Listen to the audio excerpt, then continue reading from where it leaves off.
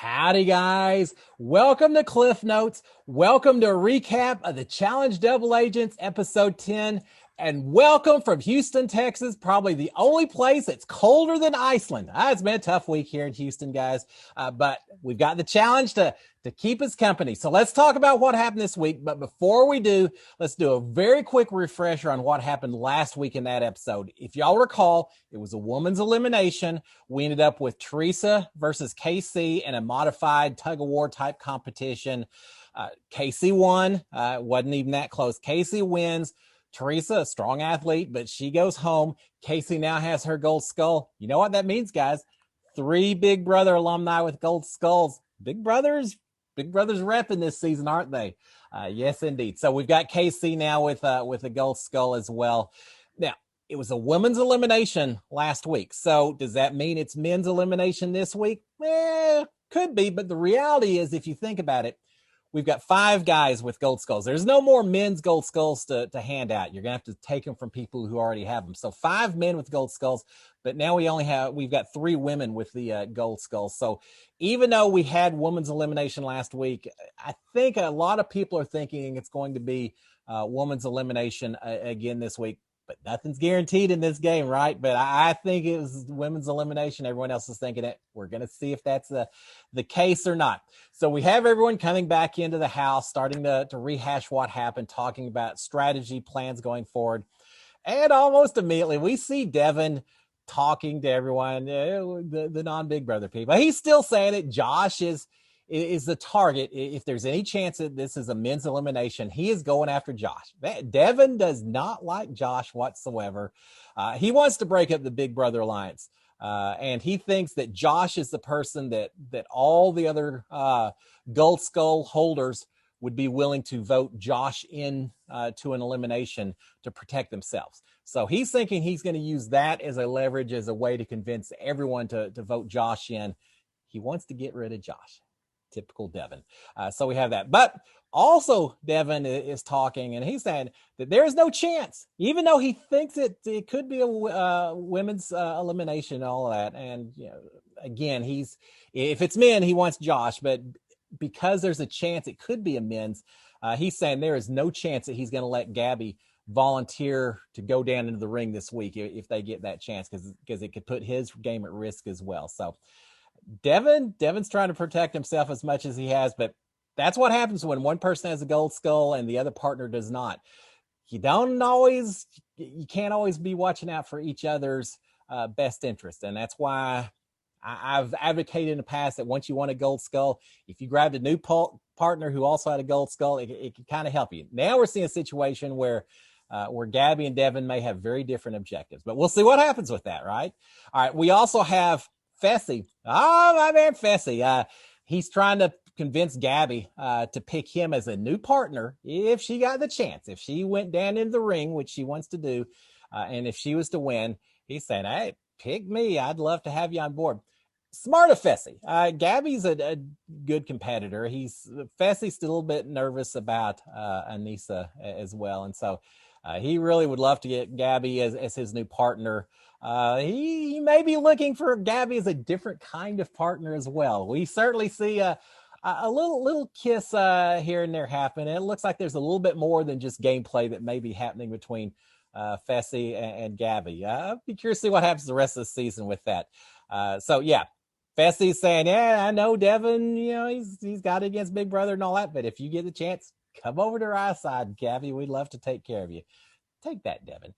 We also have Lolo. She's finally Lolo has seen the light. She's wanting to volunteer for that, to go in, to be the house vote, to go into the elimination arena. She's got to do it. She's got to do it. I think it's too late. I don't think anyone's going to vote her in as a house vote because they're too scared of her as a competitor. But at least she realizes that she needs to get in. Nam is still not doing it. I don't know what Nam's deal is. He ought to be just chomping at the bit to try to go in, but he still seems fine just sitting back and watching others. Time is absolutely short. These two are not getting along well at all. We'll see more of that as we go into this episode. And then finally, we see a little voiceover. Amber B is talking about a fear, a worry that she may have lost her chance to win a skull. She could have thrown herself into the elimination arena earlier, and she chose not to. Thought it was a bit of a mistake, but now she's worried she may not get another chance, and it could be. But she is also talking about that maybe she could arrange to have her go up against Gabby or Amber M this week and still have the chance for the gold skull. So with all that being said, let's go to the challenge itself, find out who our double agents are for the week. It was a fun challenge. I like this one. It's called Mission Black Sands Ops. Picture along the beach, black, I guess it's sand. It looks pretty gritty to me, but a bunch of black sand with 100 torches lined up in 4 or 5 columns going all the way down the beach. So just a long row of a bunch of torches, and buried at the base of every torch is a puzzle piece, 10 of each color. And so the object is you and your partner have to just start digging until you find your 10 puzzle pieces. At that point, you can take your pieces over, try to solve a puzzle. Looks like a totem pole type configuration, a vertical 3-dimensional puzzle. So that's the rules. That's all there is to it. Now, from a strategy standpoint, should you work with other teams? I'm a big advocate of trying to work with each other, especially on something like this where you could be watching out for other people's pieces and vice versa, and just helps build a little loyalty and everything else. But one thing I've always wondered, and they've never really made it too clear. TJ announces the rules, and then in the edited episode, we immediately see them go off and compete. I've always been curious, how much time do they have with each other just to kind of talk, to strategize, to whisper to each other, to work out some details? Don't know if it's a little bit of time or a lot of time, but as it turns out, we do have some teams working together that we'll talk about in just a second. But first of all, a brilliant strategy, I think. We see as soon as the whistle blows, the horn blows, and everyone starts chasing their pieces, looking for their pieces, Kyle and Cam have a great idea. Instead of immediately running to the flag in front of them and digging pieces where other people may see what color they dig up, if it's not Cam and Kyle's color piece, instead of doing that, Cam and Kyle run all the way to the far end of the beach and start digging well away from everyone else. It's smart because that way, if you dig up a color piece that's not your own, no one else is going to see it. You can just bury it straight back and move on to the next one. And it's such a brilliant, simple move, but such a great idea. Another great strategy I see in this particular little part of the match is CT is doing a lot of digging, and he tells Big T, "Say, nah, don't even worry so much about digging. I'll do that. You look around. You just watch everyone else, and if you see our color piece, we'll go get that one as soon as we get this part dug up." Great idea. One person is a scout, one person is a digger. So we have that as well. Now we do say, as I mentioned, some teams are working together. Josh and Nani are working with Leroy and KC and several others as well. Devin and Gabby are not working with Josh and Nani. They're also not working with Anissa and Fessy, but they are working with Cam and Kyle. So yet again, we kind of have the Big Brother alliance, and then we've got the non-Big Brother people kind of working on 2 separate sides to some degree. So we see them all digging up their pieces with varying levels of success. But eventually, the first team to find all their pieces, Josh and Nani, all they've got to do is solve the puzzle, and they win, and they control their fate. Josh already has his gold skull, but he wants Nani to have the chance to get a gold skull. Remember, they're thinking it's probably a women's elimination, so they really want Nani to have her chance at a gold skull. All they got to do is be the best at solving the puzzle. Do you expect that to happen with these two? Yeah, maybe not so much, but they find the puzzle pieces first. Are they the puzzle masters? No, they aren't. CT and Big T are right behind them. They think they have it. They're working together. They're solving the puzzle. They holler out, TJ, come check. Nah, they got something. Maybe the eyebrows flipped upside down. I can't remember what it was, but their puzzle is not correct. And so suddenly, just coming out of nowhere, solving the puzzle, winning this thing, Devin and Gabby. Yes, indeed. Oh, as a Big Brother fan, as a Big Brother supporter, maybe not who I would want to win, but we've got Devin and Gabby, who are now the double agents. They're going to control who gets sent into the arena, even though the House is voting that team in. But Devin and Gabby will certainly have a lot of say in the other side of it. And remember, Devin's got his gold skull. Gabby doesn't. Is this Gabby's chance? Does Gabby go in? Well, we've already heard Devin say Gabby is not going in. But does he have a choice? I believe that if the team, the double agents, can't decide on who's going in, if there's disagreement, if there's not consensus, then they go in by default. So if Gabby says we're going in, Devin says, no, I'm picking Josh and Nani, and they can't agree, then I think the default move is that they go in instead. So Devin's over a little bit. Gabby owns a tiebreaker. If she wants to go in, she can go in no matter what Devin wants. But he's going to work his magic on her, as we're going to find out. And Devin is just at this point ramping up the irritating factor. Now that he's got a little power, he talks about in the voiceovers. When you talk about irritating, it's even more so now that I got the power. I'm a bad winner and all that. And so he's really pushing hard, saying, Big Brother sucks. I got to go. He sets up the thing in the living room saying this is for non-Big Brother players to sit in here and all that. I get it. He's poking at people. He's going to try to irritate Josh and all that. I get all of that. But in doing this, in him being so obvious and with so much animosity towards the Big Brother players, is he actually driving the Big Brother players even tighter together? This may backfire on Devin if he's not careful. Yeah, I know he thinks it's cute and all that, but it really may backfire in terms of driving everyone else closer together as he does his little stuff. After this, we do see Amber M and Corey talking about volunteering. Neither one of them has a gold skull. This is a good chance for them to try to get a gold skull as well. But Devin, working his magic, immediately is going around telling everyone that if they don't vote for Josh and Nani, then they may be on the chopping block instead. That he's gonna take into consideration who didn't vote. Again, he's wanting Josh and Nani, and so if you don't vote for them, I got the power to throw you in the arena instead, and I very well may do it. So Devin throwing out a lot of threats that a lot of people aren't taking too kindly at that point in time.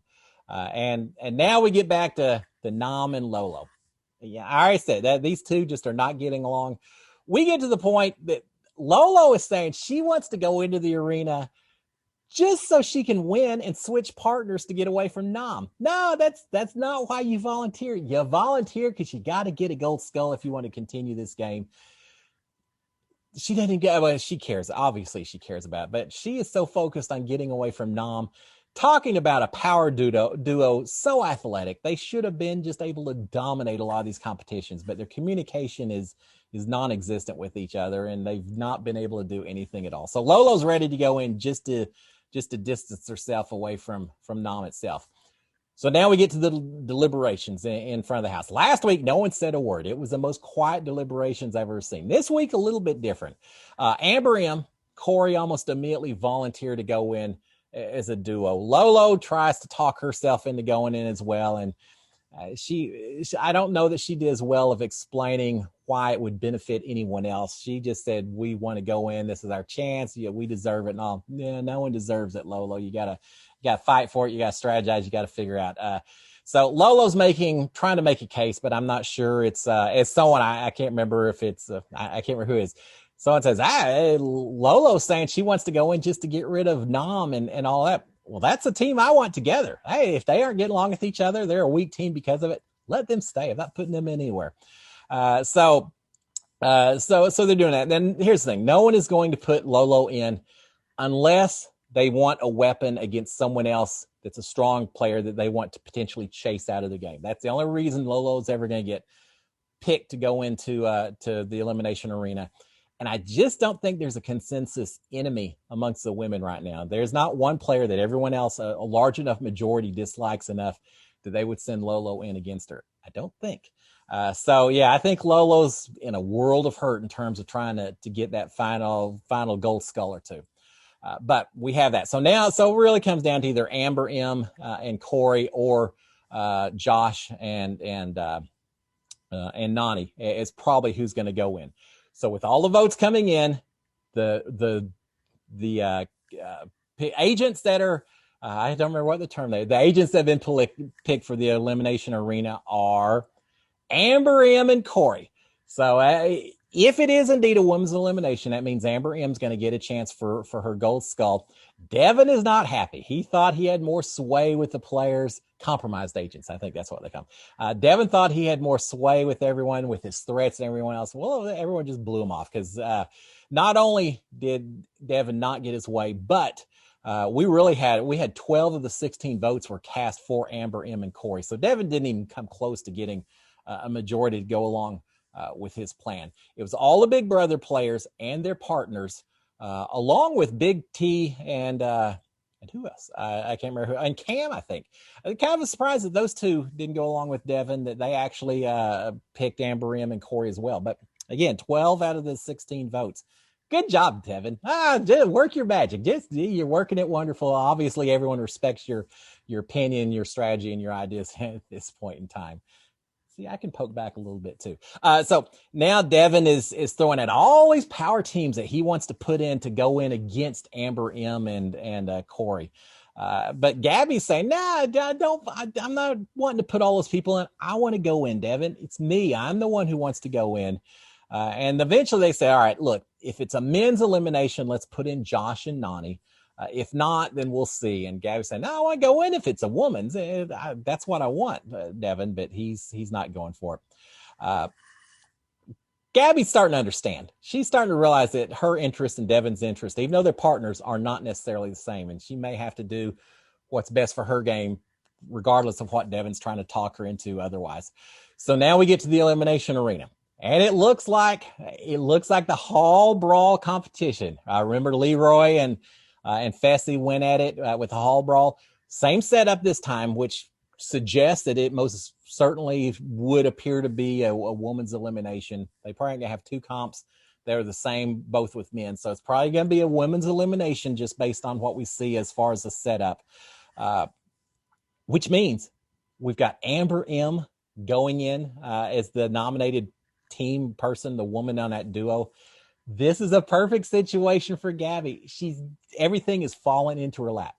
Throw herself in. She can go up against Amber M, who is not considered one of the strongest competitors on an athletic challenge like hall brawl. So perfect for Gabby. So does she do it? Does she get her chance to go in and get that gold skull? No, she doesn't. She chooses not to. Why, Gabby? Why? I made fun of. I said that I thought Fessy choosing not to go in earlier in the season was a horrible mistake. Now, he recovered. He got his gold skull anyway, but him choosing not to go in the week before that was a mistake. Not anywhere close to the mistake that Gabby just made. There are only 2 gold skulls left. Gabby, this was your perfect situation to go in and get that gold skull, but she doesn't do it. Oh, why? You can't play this game scared. You can't be a coward and play the game. And I just feel like she didn't want to play a physical. She did not want to compete in a physical competition. She should have done it. It just drove me crazy. I thought it was a given that she was going to throw herself in, but she didn't do it. So now instead, who do they put in? They put Amber M and Darrell in to go in against them. Why? Oh, why would you put the Gabby should have gone in, but even if you aren't going in, I still don't quite understand why they put these 2 people in. Amber M and Amber B. Amber B's got to be favored, right? As much as Devin has talked about his dislike of the Big Brother Alliance, he's putting a Big Brother alumni in Amber B up against someone who probably isn't considered the biggest threat in the house. Good job, Devin. I don't understand this at all, but good job. Now you're helping the Big Brother team out just a little bit more. So that's a little questionable. And Josh and Nany, maybe the only reason that they put Amber B in there was just to make Josh mad, because now again Nany wanted to go in. They don't pick that team to go in, and Josh and Nany are both upset as a result about it. And so yeah, they're griping, and as they typically do, they're griping a little bit. So now we're gonna have, and sure enough, it turns out TJ says that woman's elimination. So we're gonna have Amber M versus Amber B going up against each other. I got to say, I'm grateful for this, if for no other reason, so I can stop saying Amber B and Amber M and just call whoever is still in the house Amber. It'd be so much easier. But we're going to have one or the other eliminated this week. And sure enough, it is a hall brawl competition, but it's a little bit different. You have to run to the other side, grab one of 3 balls, bring it back, drop it in a bucket or a stand on your side, and do that 3 times before your competition does to win this particular competition. Is it a close, hard-fought battle between the 2 of them, and you don't know till the end who's going to win? No, not at all. This is pretty much as most people would have guessed, as most people would have picked. It's Amber B dominating the win. Amber B, I didn't know this. She said she actually has played rugby in the past. So Fessy won Hall Brawl, a football player. Amber B being a rugby player. She just dominates. Amber M didn't really have a chance from start to finish. And she wins. Great job, Devin. You helped get another Big Brother alumni their gold skull. Good job, Devin. Let's just say Devin is Big Brother's best friend in the house this season, right? So far, it seems like that could be the case. So, yes, Amber B is now the 4th former Big Brother player to have a gold skull. We now have 5 men with gold skulls, 4 women with gold skulls. There's only 1 gold skull left that hadn't been claimed by someone so far. So let's just talk before we move away from this. Gabby. Why? Especially after seeing how easily Amber M was defeated. Gabby's just, she mentions that she's regretting her decision, and I think she's going to regret it a whole lot more going forward, because it doesn't get any easier than it did right then and there, Gabby. You made a mistake, and let's see if you can recover. Fessy recovered. Let's see if you can recover as well. So now that we finish that up, Amber B is now has won.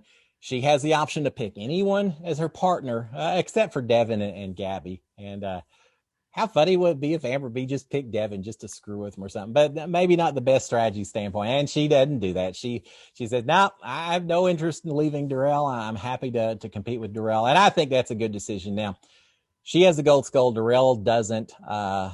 So, could there be an argument made that he may, in wanting to go in, put her at risk a little bit? Perhaps, but no sense making waves at this point in time. I think it was a good decision for Amber B to stick with Darrell as her partner. She did.